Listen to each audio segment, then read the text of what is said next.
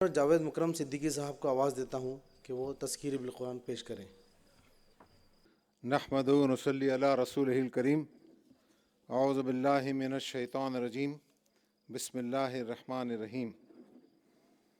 والذین یقولون ربنا هب لنا من ازواجنا وذریاتنا قرۃ اعین واجعلنا للمتقین اماما اولئک یجزون الغرفۃ بما صبروا ویلقون فیہا تحیۃ وسلاما خالدین فیہا حسنت مستقرا و مقاما۔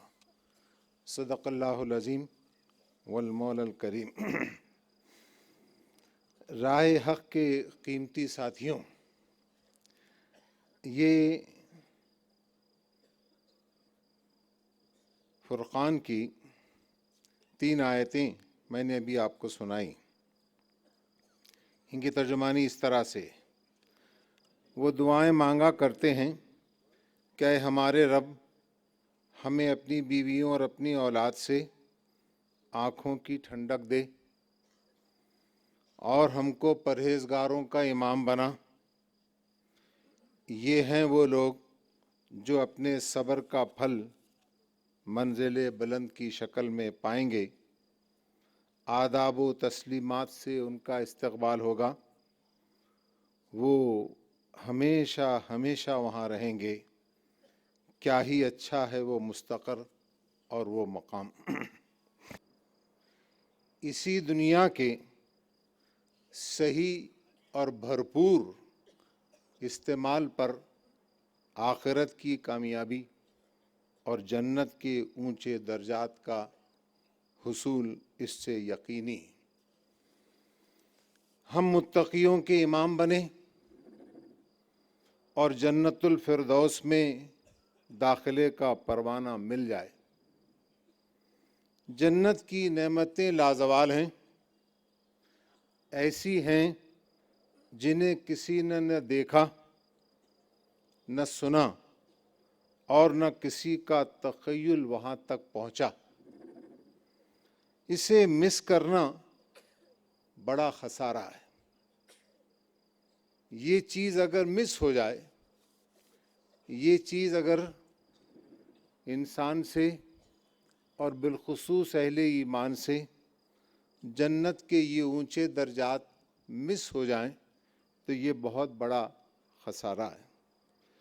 سورہ واقعہ میں جنتیوں کے اس گروپ کو جو ٹاپرز میں سے ہے، اس کا تذکرہ کیا گیا ہے۔ یہاں وقت اس کی اجازت نہیں دیتا کہ میں آپ کو وہ تمام تفصیلات اور نعمتیں سناؤں جو سابقون السابقون کو ملنے والی ہیں۔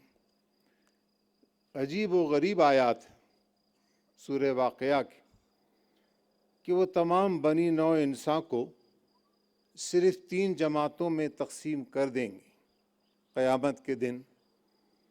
ایک تو دائیں ہاتھ والے، ان کی خوش نصیبی کا کیا ٹھکانہ، اور ایک ہیں بائیں ہاتھ والے، ان کی بد نصیبی کا کیا کہنا، اور ایک ہیں سابقون السابقون، آگے ہی آگے رہنے والے۔ تو ہم چاہتے ہیں کہ ہمارا شمار آگے ہی آگے رہنے والوں میں ہو۔ جنت کے درجات کے حصول کے لیے ہم قناعت پسند نہیں ہیں، بلکہ ہم بہت ایمبیشس، ہم بہت پرجوش۔ ہم چاہتے ہیں کہ ہم کو جنت کے اونچے سے اونچے درجات ہم کو ملیں۔ اس کا شوق اہل خانہ کے دلوں میں ہم پیدا کریں، اپنے آپ کو بھی مستقل اسی جستجو میں اور اسی فکر میں لگائے رکھیں، اور اٹھتے بیٹھتے چلتے پھرتے مستقل اور مسلسل اپنے اطراف کے لوگوں کو یہ بات بتلاتے رہیں کہ دیکھو، جنت کے یہ اونچے درجات کا حصول بہت آسان ہے اور بہت یقینی، اور اس سے محرومی بہت بڑا لاس ہے۔ یہ نہیں ہے کہ جب تک کہ ہمارے بچے چھوٹے رہیں ہم اسی وقت تک اس بات پر متوجہ رہیں، بلکہ یہ زندگی کے ہر موڑ پر اور ہر پڑاؤ میں ہم کو اس بات کے لیے کوشاں رہنا ہے۔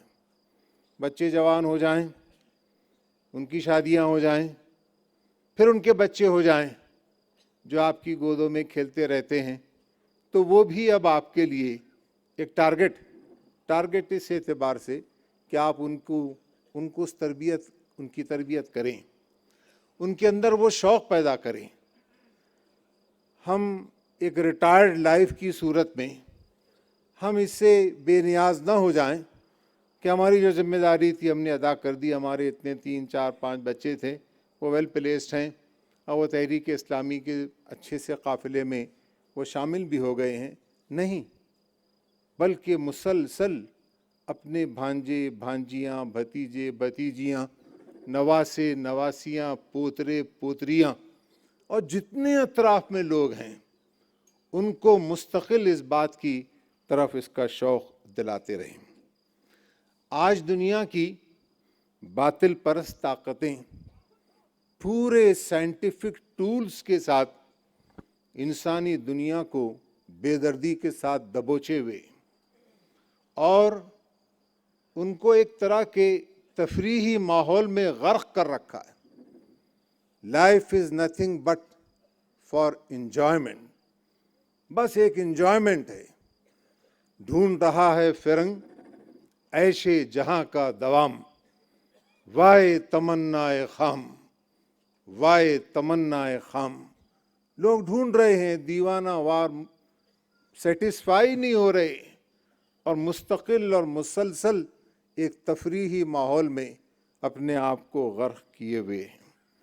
ظاہر ہے کہ جو لوگ اس طرح سے اپنی آئیڈینٹی کو کھو دیتے ہیں اور اس تفریحی ماحول میں گویا ڈیزالو ہو جاتے ہیں، تو یہ تمام کے تمام چیزیں جہنم کی طرف لے جانے والی ہیں اور جنت کے اونچے درجات سے محروم کر دینے والی ہیں۔ ہم کو کیا کرنا چاہیے؟ اہل جنت کے تعلق سے میں نے آپ سے کہا کہ ایک تو اس ٹاپک کا یہ ہے کہ اہل جنت میں ملنے والی نعمتوں کو خوب گنوایا جائے، لیکن پھر یہ خیال آیا کہ جنت کی نعمتیں تو لازوال ہیں اور کسی کا تخیل وہاں تک نہیں پہنچا ہے، تو بجائے اس پر زیادہ وقت لگانے کے اس بات کی کوشش کی جائے کہ ہم پہنچنے کے لیے کون کون سی سبیلیں اور راہیں اختیار کریں، ترجیحی طور پر کن کاموں کو ہم انجام دیں۔ تو میں اس کے تحت کچھ باتیں آپ سے عرض کرنا چاہتا ہوں۔ اللہ اور اس کے رسول سے عشق و محبت اس رنگ میں اپنے آپ کو ڈبو لیں اور اپنے اہل خانہ کے دلوں میں اس جذبے کو بہت پروان چڑھائیں کہ دیکھو ایسا نہ کرو ورنہ اس سے تمہارا مالک ناراض ہو جائے گا، دیکھو ایسا نہ کرو اس سے اللہ کے رسول صلی اللہ علیہ وسلم نے بالکل ناپسند فرمایا ہے۔ ہم کیا جواب دیں گے اللہ کے رسول صلی اللہ علیہ وسلم کو؟ اٹھتے بیٹھتے یہ بات خود اپنے آپ کو ہی بتلائی جائے اور اپنے اہل خانہ کے ان کے چھوٹے چھوٹے ذہنوں میں بھی اس کو اتارا جائے۔ میں ابھی اپنے کچھ بچوں سے کہہ رہا تھا کہ دیکھو ایسا کرو، تو میرا چھوٹا سا جو پوترا تھا وہ کہنے لگا کہ دادا ایسا کریں گے تو اللہ تعالیٰ ہم کو گفٹ دیں گے۔ میں نے کہا اللہ تعالیٰ تم کو گفٹ دیں گے، تم سے بہت خوش ہو جائیں گے۔ یہ جو جذبہ ہے یہ ایک ایسا اہم ٹول ہے اہل ایمان کے ہاتھوں میں کہ اللہ سے محبت، اس کے رسول سے محبت، یہ چیز اگر دامنگیر رہے تو ایک بہت کوالٹی کے ساتھ زندگی گزرے گی۔